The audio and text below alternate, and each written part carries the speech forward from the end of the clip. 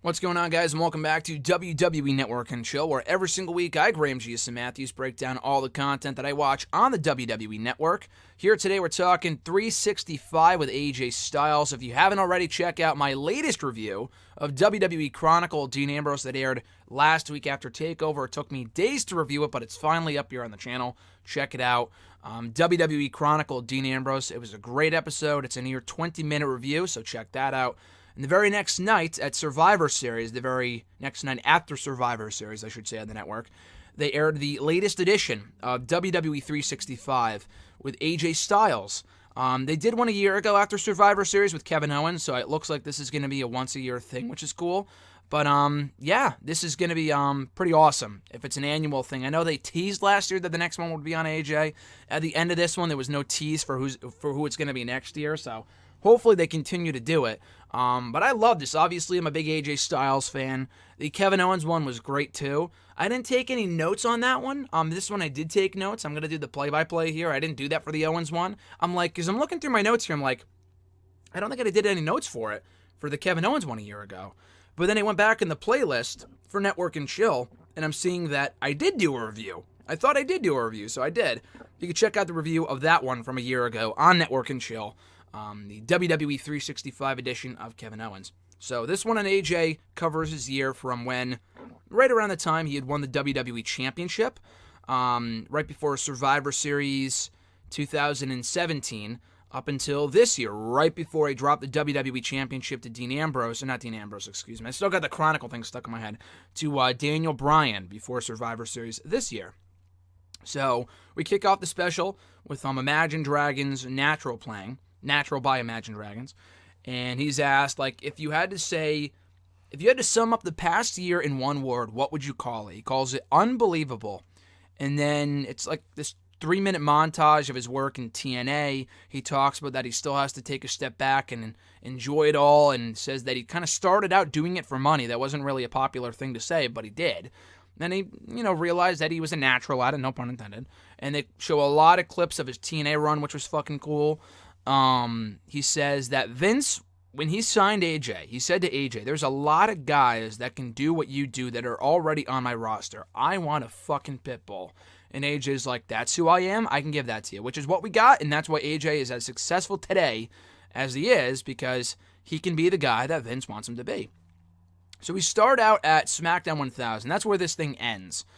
So he says real quick that the past year has been tough on his family. There's no days off, but he wouldn't want it any other way. And then we go back to the beginning. He got a call while he was in Chile that he was needed at the TLC 2017 pay-per-view to face Finn Balor. So he flew from Chile, had a match in Chile on Saturday against whoever, like Jinder or something, and then was flown from Chile to wherever TLC was last year to face Finn Balor in the pay-per-view because Roman Reigns and Bray Wyatt got like the fucking mumps or the measles or something. So AJ was brought in for that match. It was an amazing match. I still have to watch back TLC from last year, but I saw the highlights here, and it was a great match. It was one of the best matches all year. He said that he was proud of the match. It was well received. He went backstage, and Vince gave him a hug. Road Dogg was talking to him for a while after it. People were just standing up and applauding for it, which I'm not sure how common that is, but it was cool to see that with AJ. And he said that he knows that he can take the ball and he can fucking run with it, because you could put him in any situation, no matter what it is, and he's going to make the most out of it, which is exactly what he did here, which, like I said, he was proud of the match. He really, really liked the match, and hopefully we see a rematch at some point down the road. Then we see AJ beating Jinder Mahal for the WWE Championship on SmackDown, like in early November of 2017, marking the first time the WWE Championship has changed hands outside of North America, which is pretty crazy. Rusev congratulated him afterward. He tried to do the too sweet with AJ, which was pretty funny. And he said that I got to prove to everyone that I am WWE Champion material, that I'm going to go out there and have a great match each and every single time. And then he spends the next month on the road, and how he didn't go home to his family, and that he really has not been home at all. He was home for half a day at one point, but that's the nature of the business. He does a photo shoot before Survivor Series. He talks about his relationship with his wife and how she kind of has only really known him as a wrestler, and how they went to a fucking indie show for a date one time, because that's what he was doing when he first met her. And he told her that one day this is all going to pay off, and clearly it has, because now he's the WWE Champion. He then faced Brock Lesnar at Survivor Series, which was another awesome match and one of the best of all of 2017. He said, "It was another moment in my WWE career that I'm never going to forget. It was an awesome match, awesome moment, something I will never forget." And it was one of his big, bucket list items that he can finally cross off. Paul Heyman started praising AJ Styles right in front of him. I think Heyman had filmed something for his Heyman Hustle website or something, and he started praising AJ as the next Shawn Michaels of his generation, this whole thing, and he did it right in front of AJ intentionally, so that meant a lot to AJ. And he talks about being from Gainesville and growing up there, living in there now, and his family. I guess he had to go to the doctor at one point when he was sitting down for the interview for this special because one of his kids got hurt, started bleeding or whatever. So his first son, he says, plays football, and he talks about, he talks about all of his other kids and what they're up to, how they love sports. He has 3 boys, and his youngest is a girl. He says, "I don't know when I'm going to retire. I don't know when I'll be home next full time. I want to be because I want a consistent lifestyle, but I don't know when I'll be home next to kind of be home with these kids." He also talks about enjoying where he's at and being in the moment, enjoying being the guy that Vince McMahon can always count on to kind of be the guy that they run with to have this match with Finn Balor, flying from Chile for the TLC pay-per-view, having that great match, being the guy that can go in at Survivor Series, take Brock Lesnar to the limit, win, lose, or draw, go in there and have the best match of the entire show. So from there, they kind of speed past the next couple of title defenses. They play Man on a Mission by On the Larceny, I think the name of the band was. They play the next couple title defenses, and they kind of show highlights from each match with him and Jinder from, I think it was Clash of Champions 2017. So they show him beating Jinder, retain the title. They show him beating Kevin Owens and Sami Zayn to retain the championship at the Royal Rumble. Some good matches, nothing really all that, memorable. They don't even talk about the Fastlane match. He had a match at Fastlane where he retained the title, I think in a 6-match challenge. It was John Cena, Baron Corbin, Dolph Ziggler, Kevin Owens, Sami Zayn, and AJ. They don't even acknowledge the match. I mean, it was a great match, but people forgot that even happened because it was kind of an afterthought. It really did not need to happen, but anyway. On the night of the Rumble, we see Shinsuke Nakamura winning the Men's Royal Rumble match. AJ recalls their original New Japan encounter from 2 years ago, Wrestle Kingdom 9? Or 10, I want to say. I think it was Wrestle Kingdom 10. From early of 2016 when they clashed for the IWGP Intercontinental Championship. So he talks about that match, how great it was, and how excited he's been since he first got signed to WWE, Nakamura too, to finally have that rematch rather, on a grand stage such as WrestleMania, which I don't think has ever happened before. I don't think we've ever had a match at both Wrestle Kingdom and WrestleMania between the same 2 guys, one-on-one, or the same triple threat or whatever, the same tag team match.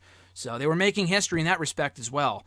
But he talks about love meeting fans and that whole thing as WrestleMania morning arrives. And like I said, they kind of speed past the entire road to WrestleMania. But he talks about having his gear ready for WrestleMania, and hopefully it's good. He doesn't really know. Meets up with Daniel Bryan when he first gets there. Daniel Bryan is also making his return to the ring that night, so they kind of bond over that. He sees Vince when he goes down to the stage area for WrestleMania, sees Shane. They all bond, talks about his great match with Shane from WrestleMania 33, which was way better than it had any right to be. So that night at WrestleMania, he successfully defended the WWE Championship with Shinsuke Nakamura. Against Shinsuke Nakamura. Nakamura then went on to turn heel.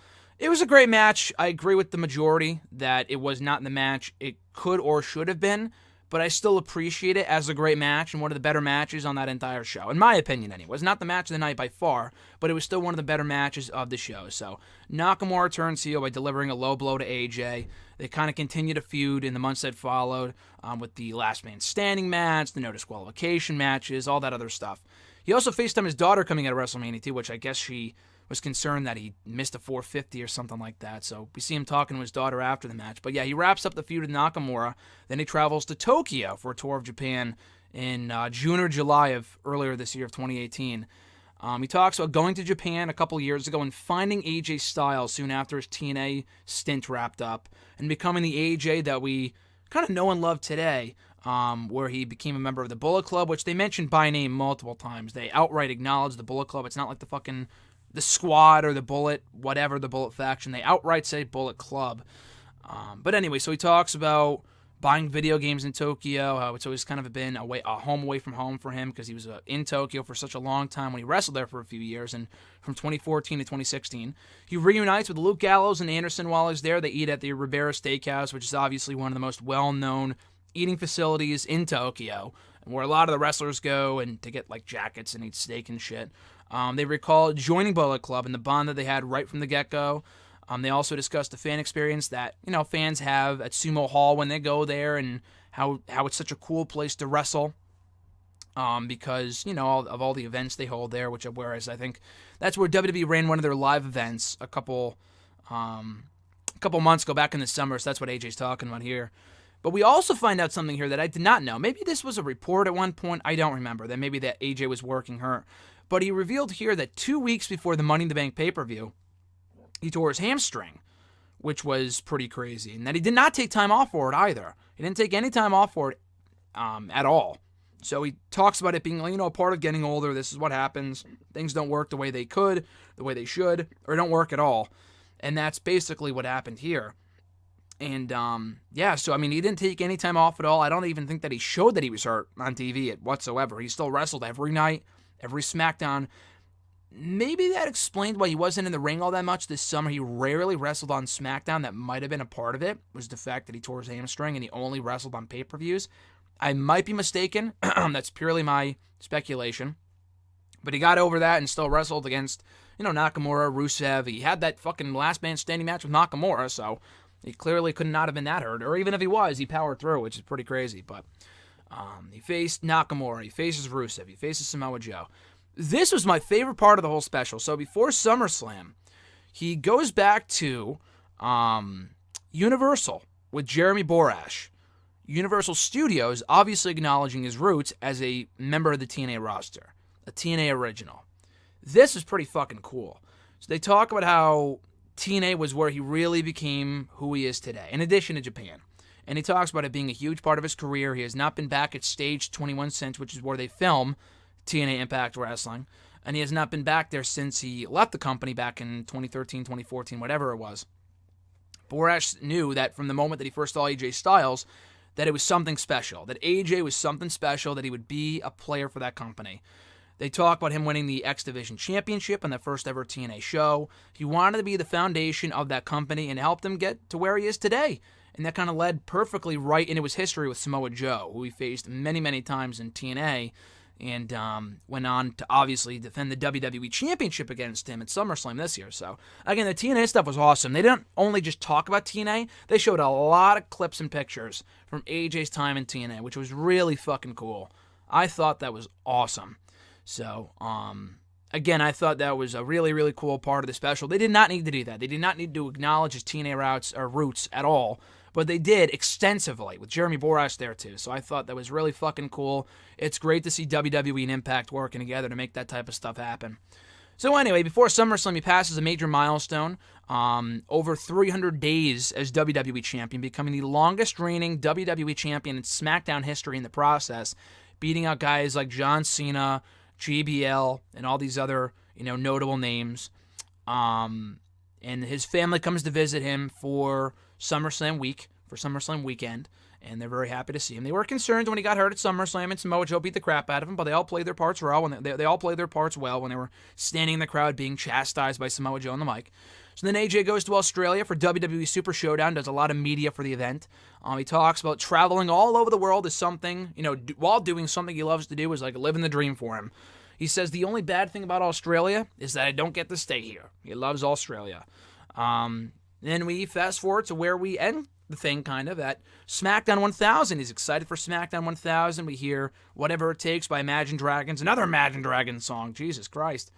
He talks about it being a crazy fun year. That's my career in a nutshell, he said. He doesn't know what's next. He's always finding something new to do, and he doesn't know when he's going to call it quits.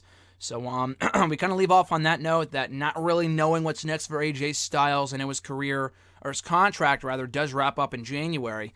I don't think he's leaving. I'd be shocked if AJ left. After reigning as WWE Champion for over a year, I don't think he's leaving. So the narrator, Michael Rappaport, also catches up the viewers on where AJ is today, losing the WWE Championship to Daniel Bryan in the Go Home show before Survivor Series this year.